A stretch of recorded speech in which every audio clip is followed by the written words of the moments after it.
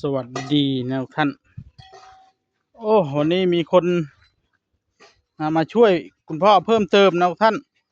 ส่วนคู่หูเพิ่นไปรับจ้างนะท่านคู่หูเพิ่นไปรับจ้าง ก็เลยมีผู้ใหม่มาแทนพี่น้องเอ้ยอันนี้ก็มาซอยซื่อๆบ่หรือไหนมาซอยน้ำใจซื่อๆฮะโอ้ซอยซื่อๆเนาะเอออันนี้เพิ่นก็มาช่วยด้วยน้ำใจนะท่านอ้าวอันนี้ก็โสดคือกันบ่เรื่องไหนเพราะอ๋อมีเมียอยู่เนาะนึกว่าแบบชายโสดล้วนนะคนที่มาซอยอยู่นี่ส่วนใหญ่กันที่มีแต่โสดนะจะจะบ่ได้โสดเนาะมีลูกมีเมียอยู่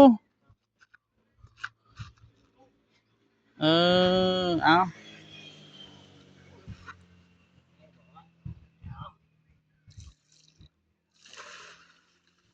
อืม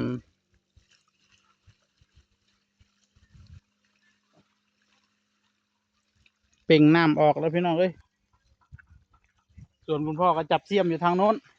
อันนี้แม่กบเจ้าหนีไส้แล้วก็ไปต้านบอกอ๋อตอนเช้าจังไปยามบอกมันก็ออกบอกของข่อยบัดออกหมดเด้มันปิ้นออกหมดเลยเด้บอกโอ้หน้ามันตื้นของเจ้าเฮ็ดเอาบ่หรือซื้อโอ้สมพอซะนะของข่อยบ่ซื้อที่ยังเฮ็ดเอาแม่งตุ้มกบนะบอกเราเฮ็ดเอาซื้อเลยมันปิ้นเวลาคบเขาแล้วมันปิ้นออกโอ้ยใครต้องให้คุณเฮ็ดเอาที่ไปละต้องคือต่อแล้วเนาะสิการเฮ็ดคือต่อเลยโอ้เฮ็ดอยู่นี่จริงๆเลย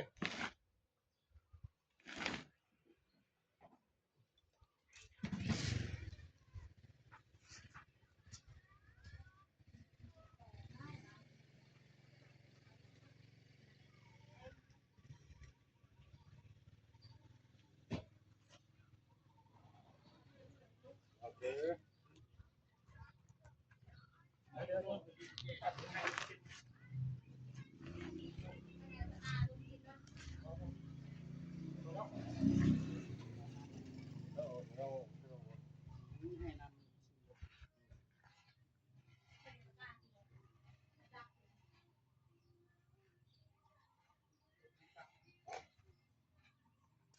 เมื่อกี้ขยับปลั๊กหน่อยสิลูก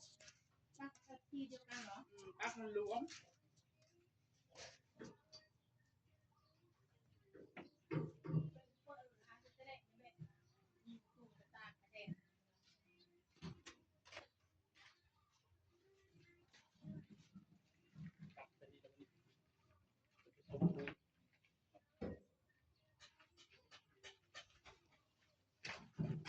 คุณพ่อเพิ่นก็มาช่วยด้วยน้ำใจนะพี่น้องเอ้ย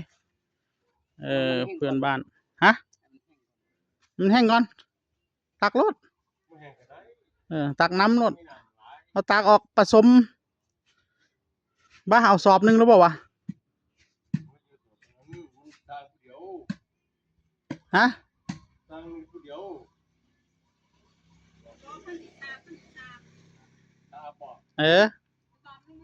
สอบหนึ่งเลย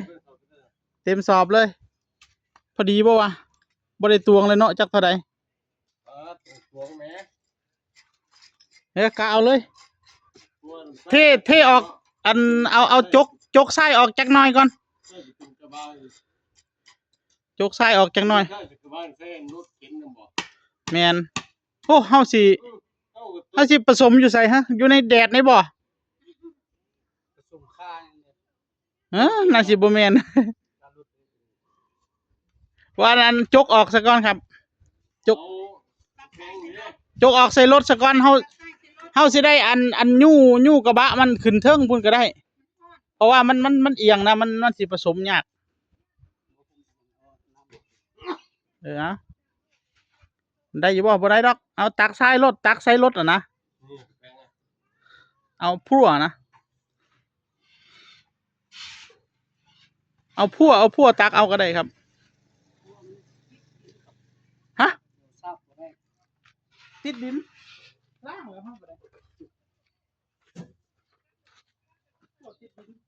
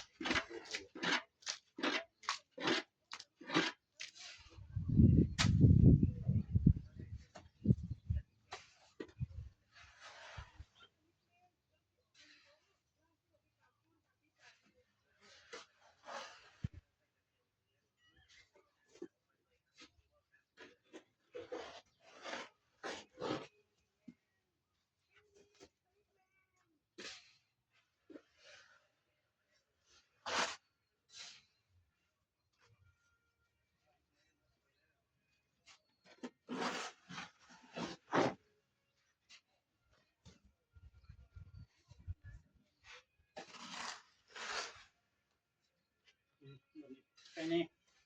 ไปงูได้อยู่ปะขึ้นเพิ่งพุ่นไปลองมึงกระสอบนึงเลย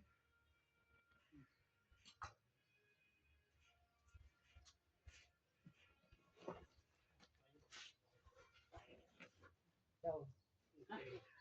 เดี๋ยวคุณเล็กคุณบอก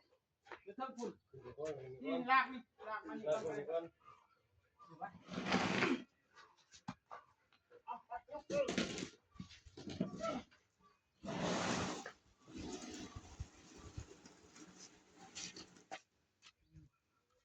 วันนี้ก็ทำไมแดดพุ่งกันมากกินนี่กินยากก็เอาน้ำกันดีละเนาะ ชอบนี้เลยบ่ ครับผมตอบหนึ่งเลยเดี๋ยวจังตื่มซ้ายเอาเบิ่งซะก่อนว่ามันพอดีหรือบ่พอดี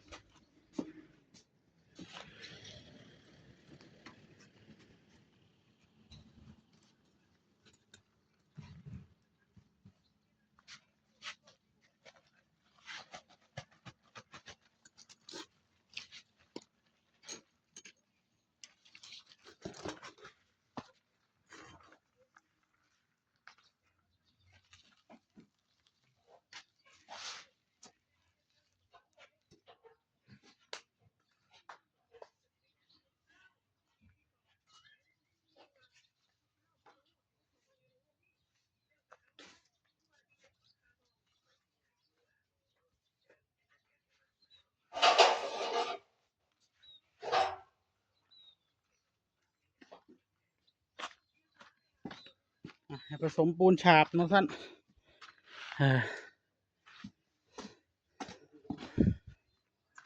นี่คุณพ่อ